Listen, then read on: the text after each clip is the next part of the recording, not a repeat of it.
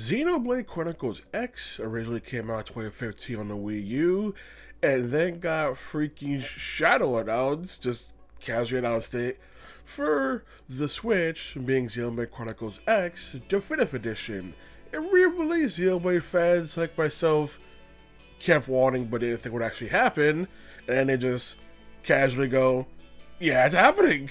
So, that was cool. While the original Xenoblade X was a technical marvel, I thought the original game was kinda good, but never anything great. Despite the technical marvelness, I didn't really find it that much enjoyable, and it was the first Xenoblade game I did ever play, so I'm interested to see what Definitive Edition changes, especially since they also made a Definitive Edition for Xenoblade 1, and now people are also anticipating Xenoblade 2 will get one. Maybe? Who knows? That's beside the point. The main premise is that in order to escape two warring alien races that are fighting next to the Earth, humanity creates the White Whale in order to escape complete destruction, but the Earth is destroyed in the process, and while trying to find some new refuge, one of the alien races ends up shooting down the White Whale on a planet called Mira. After crash landing onto Mira, humanity forms New Los Angeles and Blade. Blade being comprised of humans whose tasks can change from mediating, exploring Mira to discover new alien life forms or stuff on it, and especially finding life pods that contain more humans in them, and the life hole that contains the majority of humanity that was on the White Whale to begin with that got lost during the crash landing. The main character you play as is a custom avatar that you create, and the avatar does not talk during story sequences at all, which is normally fine because there's other characters who do the heavy lifting of speaking for you, but there are instances, specifically in side content, where there's maybe only one person actually talking, so that kind of leaves a void where everyone else is just completely silent despite what's going on. You do have dialogue options, but the dialogue options aren't much, and are mostly there for an affinity system that I'll get to later. While exploring Mira, you also discover that there's an alien life form that really wants to eliminate all of humanity, and specifically humanity, because that is their top priority, and it feels like they may end up intimidating other life forms. But like I said, their main goal is to destroy humanity at all costs, with you trying to figure out why they really badly want humanity dead. And that's the main narrative specifically, because there's many side quests and side content, whether it be affinity missions for party members or to get to know them more, or a bunch of side quests that people in New LA, including several ones that involve you recruiting new alien races to humanity's side that the main story just never brings up and never touches at all, which is always something I found weird, that there is one race that you do recruit in the main story, but the vast majority are all relegated to side content, and while they do populate New LA when you do actually recruit them, the main story just kind of ignores their whole existence, because despite some side quests being required for the main story, it's the fact that, one, those side quests aren't the interesting ones that do with the relationship between all these life forms of humanity, so I just find that weird, and also the fact that because they're side quests, the main plot can't really reference them. I can only think of one instance where an actual side quest mission that was mandatory, an affinity mission for a party member, did get lightly referenced in the main plot, but otherwise they exist in a vacuum because the main plot doesn't really bring up side content at all. Not to mention this, because the main narrative of Xenoblade X, as I thought in the original, is just okay. Like, the main story isn't anything great or particularly good. It's just weird how the side content has more interesting things going on with the writing that the main story just doesn't use. And I see people praise that, oh, the side content is good because the game makes you do it. Except it makes you do the dull ones, their affinity missions, the main game can't really acknowledge. I mean, one of the more interesting ones that deal with the dynamic and stuff on Mira, or as alien races coming together, they don't really bring up. Even affinity missions 4 important side characters that are always with you, like Elma, Lin, and Tatsu, aren't mandatory at all. Instead, it's for other side characters who either don't really matter much to the main narrative, or you get interesting details about one, but then the main story doesn't acknowledge it and instead tells you the same info in a much more better way. So what was the point of the mandatory side mission to begin with? This also not help that when it comes to information in Xenoblade X's main story, the cutscenes are very to the point. They're very telling you the stuff that you need to know and then moving on, which is why it uses the side content in order to flesh most of everything out. You want to know more about the characters? Gotta do the side quests. You want to know more about Mira? Gotta do the side quests. And the main story itself, by itself, will probably leave you disappointed because of how many questions it raises and it doesn't answer. And some answers are either, oh, here's side content for it, or, oh, you just don't get any answers, kind of thing. It's one of those things where the main story itself is just, it's just okay, it exists, it gets the job done of getting this whole entire kind of aspect of the life hold and this other alien race that hates humanity and stuff down. But you wanted more dynamic, more information on the planet and these other races, you gotta do the side quests that aren't the ones the game makes mandatory for some reason. You also have the new story epilogue, specifically created for Definitive Edition, with this epilogue being handled very differently from the main game. With the main game wanted to be to the point where it's cutscenes to show you the information you needed to know and then on to the next thing. Here, the cutscenes can go on long. It's about information, including elaborating stories on characters, stuff that would normally be a side quest or a affinity mission in the main game is now just told to you through the main story of the epilogue. And it does mean some cutscenes can go on for a long while. There's the fact that this epilogue also introduced a new character who they need to catch you up on, which makes it very weird that despite so many characters knowing this person, they're never once brought up in the main game. And don't give me that, because the main game got new side quests for this version, but for some reason they omitted and tried to make this character feel natural, and it just feels slapped in, so they have to explain so much info for them to get you up to speed and everything. So the main story of the epilogue is just handled so differently that it was jarring as all hell, and I honestly prefer its structure where it got more information and more moments for the characters to breathe and be around each other and interact, as opposed to the actual main game, which instead used the affinity missions for that whole entire concept, although there are many affinity missions for characters who they're the only ones talking and other characters don't speak with them. As for the story in the epilogue, I enjoy it because it's more structured and I can see what they're going for.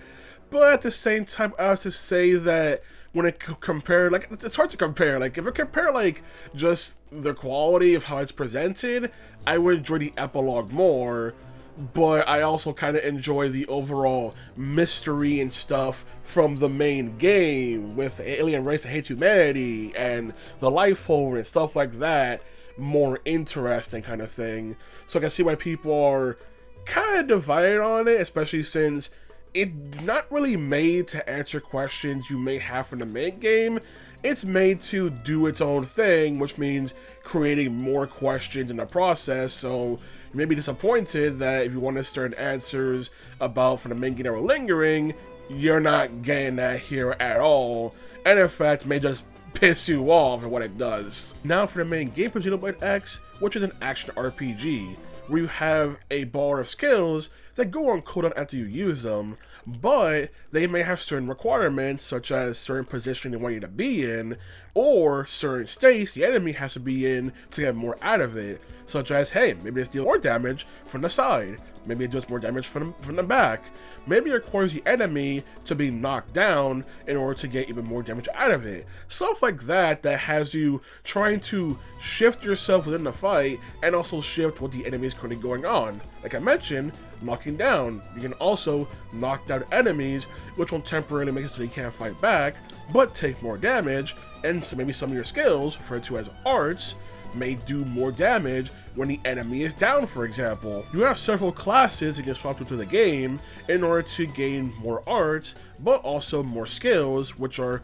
passive buffs for your character, and you definitely want to swap through classes in order to get more skills, although it does take a while to fully master a class. I can only master like a few classes in this game, because once I found the one that I really liked, I decided, you know what, I'm done mixing around the classes, because some of the ones I just don't want to play as, kind of thing.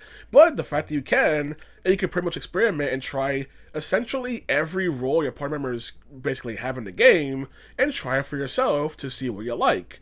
So that is a cool mechanic, because job systems are awesome, and this is basically what that is. You also have the soul voice system, where the characters may suggest you use a certain type of art during combat. Following their suggestion not only increases your affinity with them, but also has both you and the other character get some HP back, with that being kind of your main method of healing following the soul voices, because there's generally not really any healing ability in this game. There are items you can get during combat, and if you stock a bunch of them, you can just abuse the hell out of them, kind of thing. But that's your main method of cooperation. A soul voice, whether your character or one of your party members, may suggest a move. Granted, just because they suggest something does not necessarily mean you should be willy-nilly spamming all of your arts on the spot, kind of thing. But new to the 5th edition is a resource that allows you to repeat an art even if the cooldown is not done yet. So you can use it in order, if you're in a pinch, to get a move out, or just at some point suspend the same move you're desperate and want to just end the match really quickly, kind of thing. So there is that entire aspect where they gave you that ability, but these charges do not recharge mid-combat, so you can't just spend them all and hope you'll get more later. So you need to also be mindful of when you're using these. The last aspect to combat, at least regular combat, is overdrive, an ability in the original game. The game told you nothing about how it worked and said good luck. And here, it tells you about how it doesn't work and says good luck. But in the 5th edition, they do add this little guide on screen that gives you suggestions on how to use it, which is basically spam the living hell out of arts because they recharge fast or are way more powerful now. I wish the game would just say that, right? And just go, hey, good luck with this mechanic, kind of thing. But it gives you a guide, which also gives you bonuses, such as bonus XP, for example, when you actually use overdrive. So it definitely tries to tell you more of full of a guy using mechanic. Because I did not use overdrive when I first played Xenoblade X on Wii U, because the game didn't really tell me the benefits of it, or just shows getting anything out of it.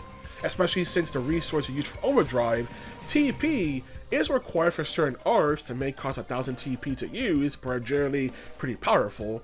Or the 3000 TP threshold you need for overdrive is also used to revive down characters, so I would generally use my freaking TP for revival in the original game.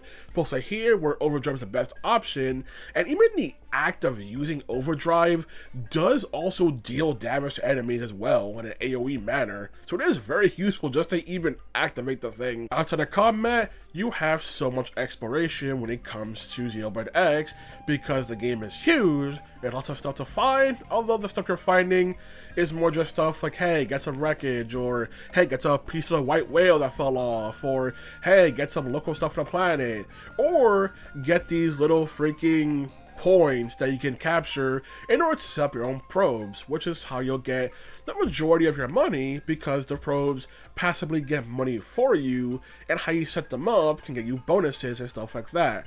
There are some probe points that give you items that are required for side quests, which can be hell because you have to mercy RNG to get the items to begin with.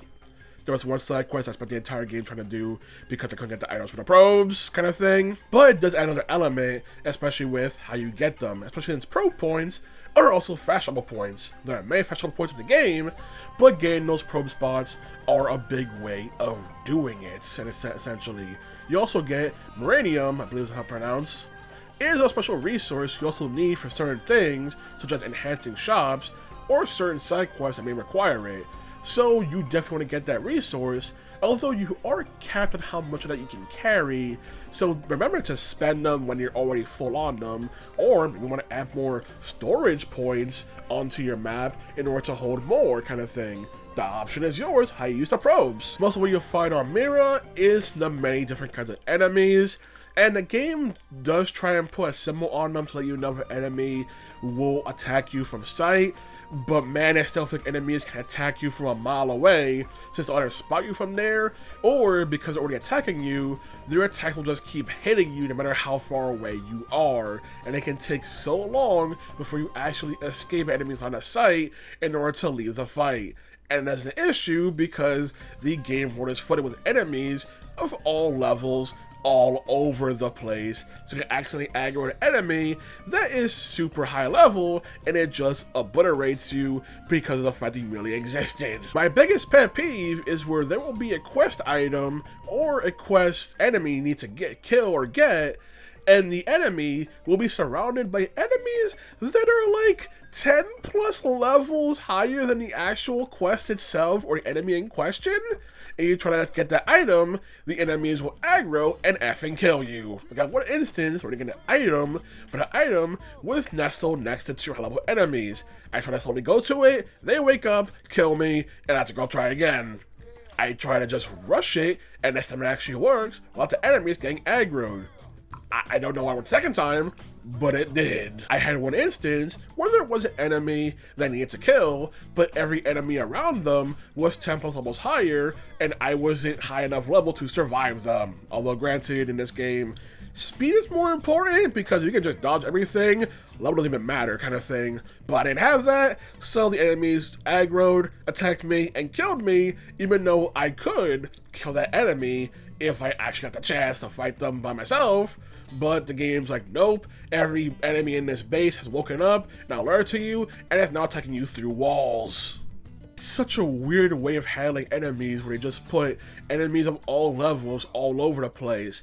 And now people's excuse is constantly, oh, well, it's a living ecosystem, so of course there's these powerful enemies all over the place. Listen, if it were a living ecosystem, the enemies would be fighting each other at some point, not just the player, but they don't. Hell, there's an entire side quest in this game dedicated to 2 enemies of the same race actually fighting each other. So, no, they don't attack each other, they just attack the player. There's not some territorial nonsense or anything, because they would be attacking each other, but they don't. So don't give me that. It's just some weird game design that does not really mesh well with the side questing in this game or exploration, because enemies will just immediately slap you and you're dead. No!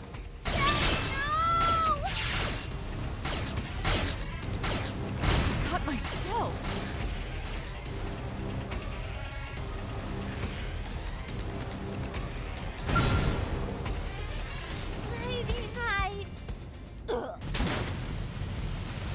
Your other main form of gameplay are these Skells you get later in the game. And initially, they could turn into a vehicle and jump and stuff, but later get the ability to actually fly with the Skells, complete with its own track you get while you're flying, which may or may not make you insane for how often you'll hear it. But the Skells are essentially giant mechs you can operate with their own different arts depending on what gear you have equipped to the Skell. Skells also have their own form of overdrive, but my experience is not as good as overdrive when you're on the ground, considering how Skells function is that there's a chance that when you use an art, you'll go into cockpit view. The cockpit view will not only buff the art, but it will also regenerate every other art, which in my experience, overdrive on Skells basically just has a higher chance for the cockpit view. So while it is good, it still can leave you with a long cooldown, and unlike on foot, you don't have the resource that allows you to reuse arts even when they're on cooldown, although you do unlock that after beating the epilogue for some reason. So you can't really rely on that mechanic, and if the Skell is destroyed, you can still fight on foot, and while there are several instances where you probably do want to be on foot and not in a Skell, it does also feel like there's certain scenarios where, at least in my experience, I can't win without the Skell, and it just puts me at a very big disadvantage if I'm just on foot now. Like I said, with the builds you can make, you can be way more powerful on foot than you are in the Skell, so you can potentially just use the Skells as a, let me get as much damage in with the Skell first until it gets destroyed, and then go all out on foot. The Skells are a big selling point with how much verticality is in this game, and just how much travel it opens up when you get the flight module to just go around all of Mira and stuff like that. Although flying around freely means accidentally being a target of powerful enemies in the sky that may just destroy your Skell casually and just F off. Which I've had that happen while trying to record footage for a new type of Skell in this game that turns into a jet and is way better for actual exploration because how fast it goes. Granted, trying to get items and stuff may be awkward, but it goes way faster, which is such a cool thing to include. Granted, because it's a new thing for the Definitive Edition, you can't customize its loadout or anything, it's predetermined once you buy it, but the fact they added a new Skell type, and new side quest, and a new party member associated with it, is still a cool inclusion for the Definitive Edition. On top of side quests and affinity missions, you also have, quote unquote, these basic missions, which you get from this little hub. They're essentially just small tasks like hunt this monster for me, or get this item, and they're basically just regular tasks that don't have any sort of character dialogue associated with it. It's just go out and do the thing. My problem is, there are points where you need to do these basic missions in order to then do a side mission or an affinity mission. And the problem with these basic missions is that they're put in on a roulette, and the longer you go in the game, the more missions that get added. So there's a point where I want to do the affinity mission to recruit a party member named Hope. But in order to get Hope, I had to get a certain basic mission. The basic mission was not in the menu. And it took 3 hours of doing basic missions in order for it to show up, just so I could then get the character via her affinity mission. And why couldn't I just do the goddamn affinity mission straight from the get-go? There was also one affinity mission I wanted to do that I couldn't because I didn't do a certain regular mission. But this regular side quest, for the life of me, I didn't know how to get, and it turns out I had to complete a different mission in order for it to actually spawn into the game, and for the longest time I didn't, and it was just like, here's a affinity mission locked out because I didn't complete this regular mission that's attached to apparently a different regular mission. And it's like stuff like that can just make doing side quests also annoying because they require requirements in order to do, and then some of the regular missions and affinity missions are required to do the main plot, and one of these missions for affinity mission also has a level requirement. Even though hypothetically you can beat the whole game low level, you have good building, everything with the character, it doesn't matter. You need to be a certain level when it comes to the affinity missions, which means by proxy, you need to be a certain level to do the story missions, even if every story mission says you're allowed to do it from level 1. Side note, in Xenoblade Chronicles X, when it comes to items on the ground, you just run over, pick them up, and the game tells you what they are. Why can't more games be like that? Like, I remember that when Xenoblade X came out on Wii U, it was like, oh, that's a convenient way of doing it. So why do so many other games have you stop to pick up the items, especially when it's just small miscellaneous items, when we got it right here, Xenoblade X? Party members have affinities, which increase in various ways, such as what dialogue options you pick during certain instances, or use them in battle, and essentially teaming up with them. So there is that one terror aspect, although when it comes to affinity, you need that to do affinity missions, which means there's some affinity missions that are required by the story in order to do a main mission. That means you need to grind out affinity for the character, and why is this one step to do one step to do one step in this game, I swear. So there's that one terror aspect when you involve with the character, and you do the affinity mission. There are also heart-to-hearts throughout New LA, and they require you to be a certain time of day, and may require a certain extra requirement, these requirements in this game. And the heart-to-hearts are honestly nothing worth mentioning at all. I'm surprised there's several levels to them, because, I don't know, you don't really get a lot of new info about the character, they're super short, and there's not really much to them, so it's one of those things where it's like, the heart-to-hearts just kind of exist, especially compared to like other Xenoblade games which have more going on with them. Here they're just a whole bunch of nothing and such strict requirements that are so unnecessary for it. While party members do constantly level up with you, so you don't have to worry about anyone being on the level or anything, you do need to buy equipment for them when to make them useful, or use one of the 5 billion equipments that you find all over the place. So you do need to have them equipped when it comes to that whole entire aspect. And you can also equip fashion gear, which will change how your character looks about their stats, so that we don't have to worry about looking potentially stupid or covering up their face during cutscenes. Although there are so many characters that have a helmet on, I do not care. The helmet stays on because I can't be bothered to change your equipment. More changes for the 5th edition include the fact that you can just put characters in your party from a menu. Before, you had to always find your locale in New Los Angeles, which wouldn't be that much of an issue was for the fact that, depending on the time of day, their location switches, and New LA is big, so you wanted to experiment on the party members, and there's many of them, especially to unlock, and new ones for this version.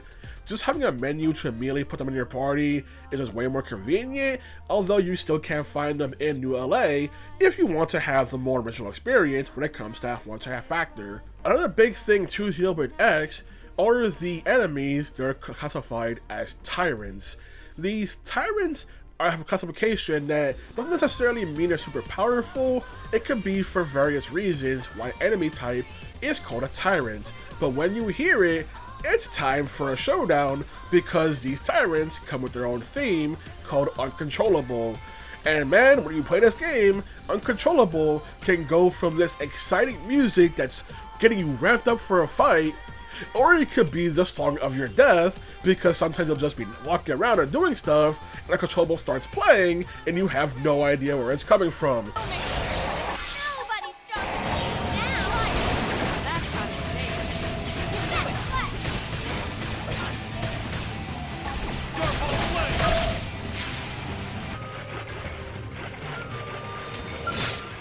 Not what I was hoping to run into. Where did we go?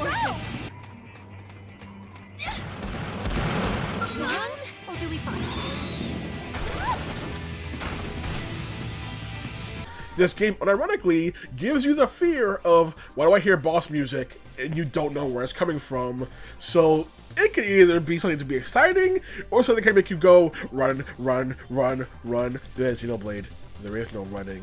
They'll catch you, and if you're in a Skell, they'll destroy it, because F you, that's why. So there is that whole kind of dynamic when it comes to Tyrants, where you're prepared for it, you're excited. If you're unprepared for it, it just shows up, it can be honestly very frustrating, especially trying to do a story quest and a Tyrant just shows up and kills you, not the enemies, because the enemies still attack each other. It just kills you and sets you back as a result. Another change for the 5th edition is the follow ball. Original Xenoblade X had the follow ball that was designed to point you to quests, but the original follow ball was not good, because in many cases it would stop at a locale and then just fall to the ground, and you were unsure what exactly that meant or anything, and it wasn't helpful. Here the follow ball now creates a red line for you to follow, taking you to the quest, and the follow ball actually keeps going. In fact, you can actually see it going as it freaking makes the path line for you. So it's way more useful here. Granted, its pathing will be the most whatever it finds first, so it may end up take the long route, especially if we got Skells that can fly and just fly over stuff like mountains. It may end up going the long route, and it may sometimes bug out, like sometimes going through stuff like mountains or walls, which obviously you can't do. So there's some issues, but for the most part, it's way better at telling you where to go for the quest if you want to use it, because you don't have to use it, you just turn it off. Now for the text, which the cutscene text is decently sized, but once again, I would wish I had an outline or a backdrop for it, because it can get lost easily since it's just a plain white text on the screen. Well, I wish they did better than that, because at least it's better in the original Wii U version, but I wish they just did more with it kind of thing. when it comes to battle, they do use a backdrop behind the text for the art and what they do. So it's a cool thing to do that for combat, but why not just do that for the main story cutscenes as well when it comes to the backdrops, so kind of thing, you know? We're gonna do it one place, why not do it somewhere else as well, just to make it better. Now, the regular dialogue boxes are freaking awful in this game. They are so small. They have backgrounds, they have colored text to make them stand out, but the boxes are so freaking tiny for some reason. And why? Because yeah, there are fading missions with voice acting and stuff like that in the main story, but a lot what you'll be reading are these boxes, especially if you're talking to the generic NPCs throughout New LA and on Mira. So why not have these be easier to read considering how important they are and everything? This is one of those things that I just don't understand, why these get the small things like you're standing still and everything. There's nothing a player has to see or do or be alert for, so you can afford to make these things bigger, and they don't. And instead, they are so small that the fact they occasionally tell you stuff like the side quest information going on, kind of thing. So why not make these bigger, considering how often they're going to show up and everything. You also have certain information that can also appear at the bottom left of the screen. It can either be just idle NPC chatter, or it can be blade information, or important information that you get from New LA, which also is just a small box on the screen that, once again, has a backdrop, has a window, has everything. It's just written small, which this one I could get the logic of why it's small considering it's information you get from passing by people, so I wanted to obscure the screen since you are moving while doing it. But when it comes to text box while talking to people, you're talking to them, you're not doing much else. Come on, they have important information. They don't want the freaking side quest dialogue happens and stuff. Like, come on, people. I just don't understand why it's like this. Overall, I kind of like Xenoblade X that came on Wii U. I'll say Definitive Edition is a better version, but it still has a lot of the main problems that I just have with the original. I don't like having these high-level enemies all over the place that can interfere with trying to do side content, or even just doing basic things kind of thing, because, once again, I want the living ecosystem have the enemies fight each other too, not just the player, otherwise everyone made a pact just to kill the player, kind of thing. The main story is still the same, so it's just okay. The epilogue story, you may like it, you may despise it, depending on what you are looking for when it comes to the epilogue story. Because I like the epilogue story, and it's more structured, but it's one of those things that's like, if I was caring more about the mysteries from the main game, I would probably be pissed off at this epilogue trying to do its own brand new thing.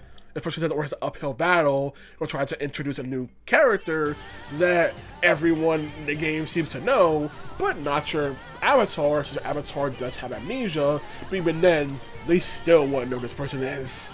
So it would have been nice if they at least added some side quests, so they can like name drop or highlight this character, so that way it feels more natural when they show up for the epilogue, rather than needing to rush through their whole backstory and deal or make them an important person in this shorter narrative compared to the main story. I don't like the frustration of needing so many requirements just to do certain quests and certain main story quests and stuff like that.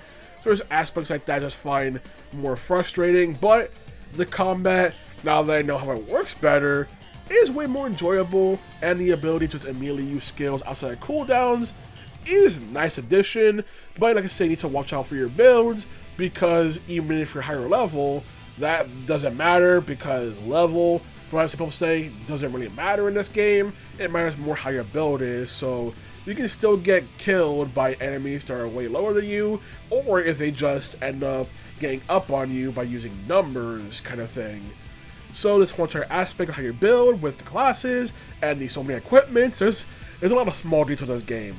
There is a lot of small details, some of which are still to unlock via side quests or to add more control to your character and everything. So there's that whole entire aspect. Also the fact that I mentioned how earlier in this video, how you gain affinity for answering how you answer questions and stuff like that.